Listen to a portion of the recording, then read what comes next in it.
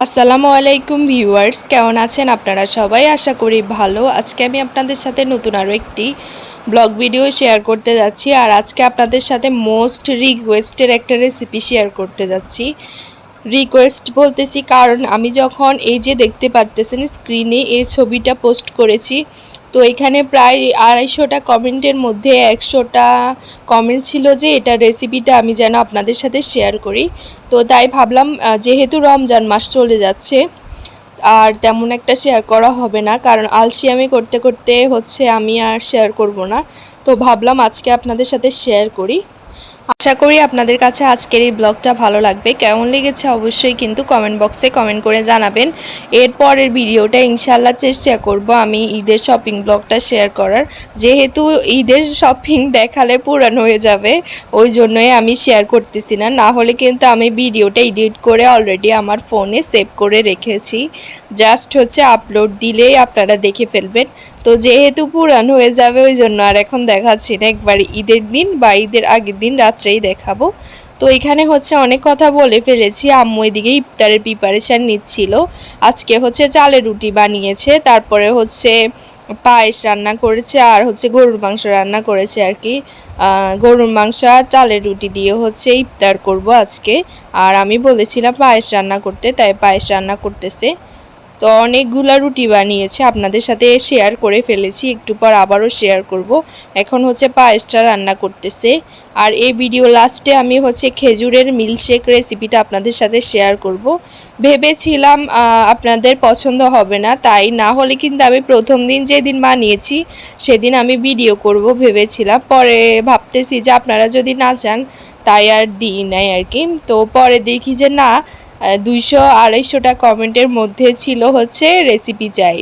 তো ভাবলাম যেহেতু আপনারা এতই রিকোয়েস্ট করতেছেন তাই আপনাদের সাথে শেয়ার করে ফেলি। তো আজকে আমাদের ইফতারে আইটেম এগুলোই ছিল, আপনাদের সাথে একটু শেয়ার করে দিলাম। আর এই তো পায়েসটাকে চামচ দিয়ে দেখানোর কারণে উপর দিয়ে যে লেয়ারটা থাকে ওইটা এরকম হয়ে গিয়েছে। তো আবারও বলছি, আজকের ব্লগে যদি কোনো কিছু ভুল ত্রুটি করে থাকি ক্ষমা সুন্দর দৃষ্টিতে দেখবেন। আপনাদের মধ্যে যারা আমার ফেসবুক পেজটাকে এখনও লাইক ফলো দেননি তারা আমার পেজটাকে লাইক ফলো দিয়ে পাশে থাকবেন, আপনাদের কাছে অনুরোধ রইল। হয়তোবা আজকে আমার ভয়েসটা একটু চেঞ্জ লাগতেছে, তো যাই হোক আপনারা ক্ষমা সুন্দর দৃষ্টিতে দেখবেন। গরমের কারণে একবারে ঠান্ডায় অবস্থা খারাপ হয়ে যাচ্ছে আর কি। তো ভয়েসটা হয়তোবা চেঞ্জ লাগতে পারতেছে, আমার নিজের কাছেও লাগতেছে, ওই জন্যই আপনাদের সাথে শেয়ার করলাম। তো চলেন আপনাদের সাথে এখন শেয়ার করি খেজুরের মিল্কশেক।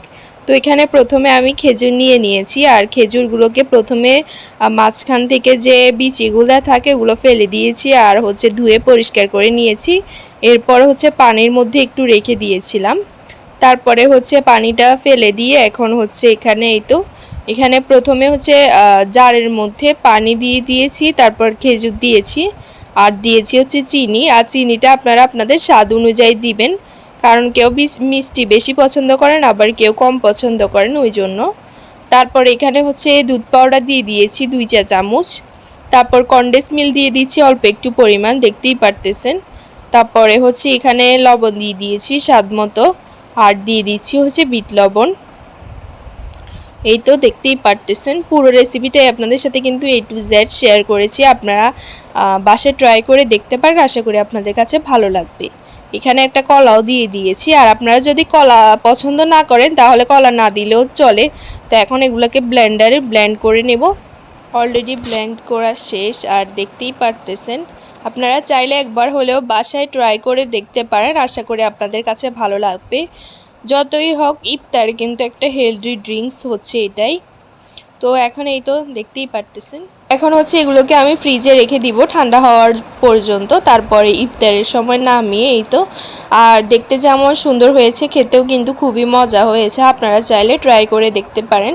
সাধারণত আমি খেজুর তেমন একটা পছন্দ করি না, খুবই কম আর কি, তবে এই শেকটা আমার কাছে অনেক ভালো লাগে।